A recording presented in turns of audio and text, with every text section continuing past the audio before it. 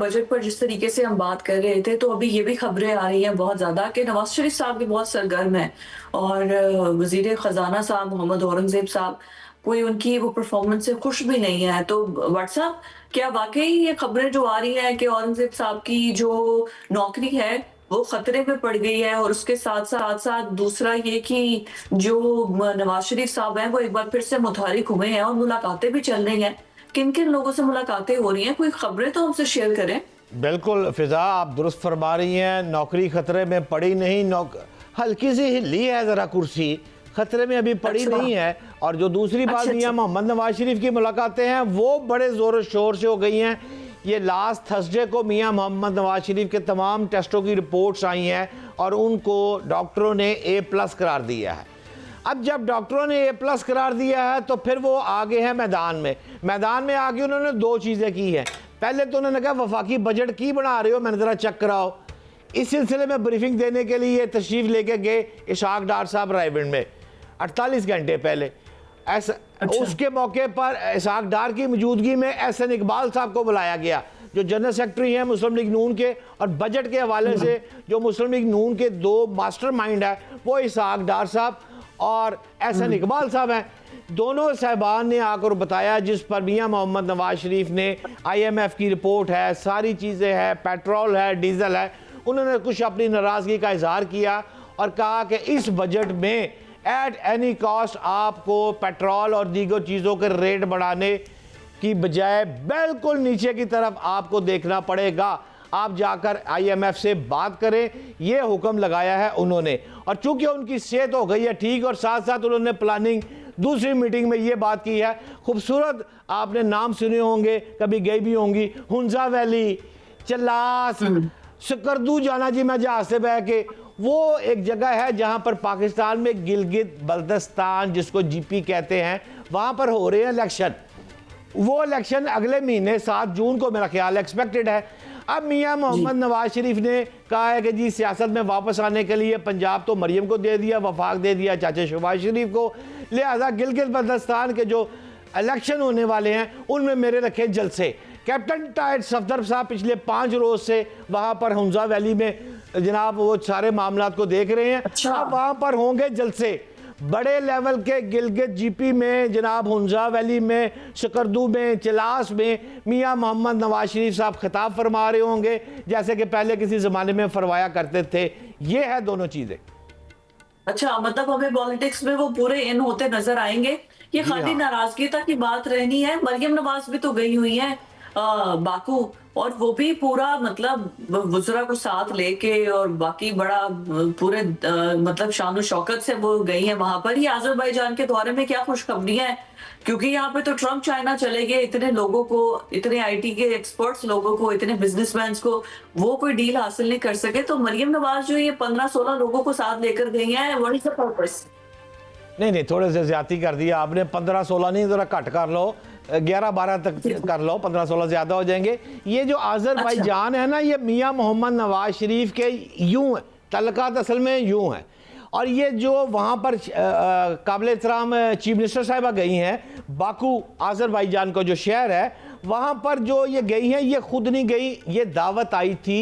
ये वहाँ पर अर्बन कॉन्फ्रेंस हो रही है, वो दावत आई थी मियां मोहम्मद शहबाज शरीफ साहब को। मियां ठीक है। मोहम्मद शहबाज शरीफ को जो दावत आई थी, उस दावत पर उन्होंने कहा जी मैं तो मसरूफ़ हूँ, लिहाजा ऑन बिहाफ ऑफ पाकिस्तान की नुमाइंदगी मरियम नवाज साहब भाई मुस्तकबिल दी को मन्ने या ना मन्ने, prime minister of Pakistan. Bill आखिर जब भी शहबाज शरीफ साहब ज़रा थोड़ा सा पीछे हटे या उन्होंने अपनी सेहत या किसी और मामला को देखा, तो बनना तो फिर मरियम नवाज ने प्राइम मिनिस्टर ऑफ पाकिस्तान है ही। लिहाजा उनके वक्त पर, उनके बिहाफ पर वो खुद मोहतरमा आज़रबाईजान चली गई बाकू के शहर में।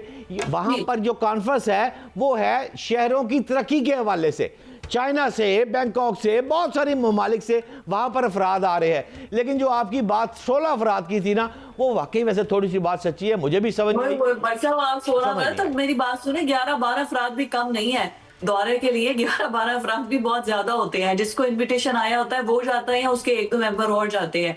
आपको अगर मैं नॉर्मल मानता हूँ, लगता है 11-12 अफराद भी, तो नहीं मैं मैं क्या कह मानता हूँ, सकती हूँ। बट जो मैं जो अभी खबरें आ रही हैं 28वीं तरमीम के हवाले से, भट्ट साहब, आपके पास उस हवाले से खबरें क्या है? कोई तरमीम वाकई पाकिस्तान के कॉन्स्टिट्यूशन में कुछ होने जा रही है? कोई तब्दीलियां होने जा रही हैं? कुछ इस किस्म की खबरें हैं? ਉਹ ਕਹਿੰਦਾ टॉक ऑफ द टाउन सब तो बड़ी गल आजकल 28वीं तरमीम ही है, लेकिन वो दो फिक्रे सिर्फ मैं कह दूं पिछली बात के जो आपने कहा था उसको आवाम को ज़रा क्लियर कर दूं। असल में एक बंदा है फैसल खोकर स्पोर्ट्स, एक बिलाल यासीन हाउसिंग 2, आशिक रमानी एग्रीकल्चर मिनिस्टर 3, उज़मा बुखारी साहिबा 4, मरियम औरंगजेब साहिबा 5, 3 तो कोई अपने स्टाफ भी तो होंगे ना, फिर चीफ सैकटरी भी विच पा लिया, अली डार साहब भी पा लेते हैं।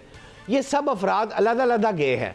बात सिर्फ ये है कि उस पंजाब को तरक्की है या किसी मुल्क की तरक्की है, मुझे नहीं समझ आई कि ये इतने अफराद को साथ वाकई ले जाने की ज़रूरत बिलाल यासीन को या फैसल खोकर स्पोर्ट्स का उत्थे जाके केड़ा ग्राउंड की चीज़ लेके आएगा, ये मुझे नहीं समझ आई। लेकिन बहरहाल स्पोर्ट्स मिनिस्टर का क्या काम है? चीफ सेक्रेटरी को जब पीएम यहाँ पे सीएम नहीं है तो उसका काम है सब चीजों को लूप लाइन में ब्यूरोक्रेसी को लेकर आए, वो भी वहां नहीं, वो चले आपकी गए। बात ठीक है। मरियम औरंगजेब साहिबा ने उनके कान में डाल दी है कि पाकिस्तान का सब तो जड़ा टैलेंटेड अफसर है ना, और नाम है चीफ सेक्रेटरी। चीफ सेक्रेटरी नाल नहीं होएगा तो काम खराब हो जाएगा, लिहाजा अच्छा। उन्होंने जाना जरूर है। अच्छा, आप जो बात कर रही थी 28वीं तरमीम की, 28वीं तरमीम बड़े जोरों शोर से आ रही थी, आंधी और तूफान की तरह फिर आ रही थी। अब नहीं, अब जो मामला चले हैं तो 28वीं तरमीम पीछे रह गई है। अब नाए हरमस बंद है, मोहसिन नकवी हैरान बैठा है, मामला संभल नहीं रहे। लिहाजा इन हालात में पंडोरा बॉक्स खोलना मुश्किल से मुश्किल होता जा रहा है। लिहाजा हुकूमत ने, तमाम बड़े हल्कों ने फैसला किया है कि ये जो बजट है जो एक्सपेक्टेड है, मेरा ख्याल है फर्स्ट वीक ऑफ जून में आ जाएगा, पहली 8 को आ जाएगा, कमिंग मंथ में। ये वजीर खजाना यही पेश करेंगे। जब ये सख्त किस्म का जो मुझे एक्सपेक्टेड है कि ज़रा सख्त आ रहा है बजट, गो के मियाँ मोहम्मद नवाज शरीफ ने कह दिया, लेकिन मुझे फिर भी लग रहा है कि आंधी तो तूफान आना ही आना है। जब ये बजट पेश कर देंगे फिर नेगोशिएशन 28वीं तरमीम की होगी। जब तरमीम आने पे बात होगी तो फिर तब्दीलियाँ, चेंजिंग, सारी बातें होंगी। बजट गुजर चुका होगा, और जब गुजर चुका होगा तो 2 लाइनें बड़ी अहम है। पहली लाइन है इसहाक डार वजीर खजाना औरंगजेब की कुर्सी पर किसी वक्त बैठ भी सकते हैं, और अगर उनकी कुर्सी खाली हुई, 28वीं तरमीम हुई, गिव एंड टेक हुआ, तो बिलावल साहब, डिप्टी प्राइम मिनिस्टर इसहाक डार साहब और वजीर खारजा इसहाक ठाक साहब, और यार सारिया बंदा सीटा भी तो खाली होनी है ने, किसने बैठना उसके ऊपर? अगर बिलावल साहब बैठ गए तो क्या बुराई है? बिल्कुल ठीक है, नहीं नहीं बुराई क्यों है? जाहिर है कहीं ना कहीं तो फिर गिव एंड टेक और एडजस्टमेंट होगी ना, इत्तेहादी तो है ना। बट साहब बड़ी आपने गर्मा गर्म सारी खबरें आई थिंक शेयर कर दी है। मेरे पास और मजीद कोई आपसे पूछने के लिए खबर, आपने हर चीज खोल खोल के ऐसी बता दी है। वैसे आई वाज नॉट एक्सपेक्टिंग कि आप इतना आके हमें जो है वो सब खबरें बता देंगे।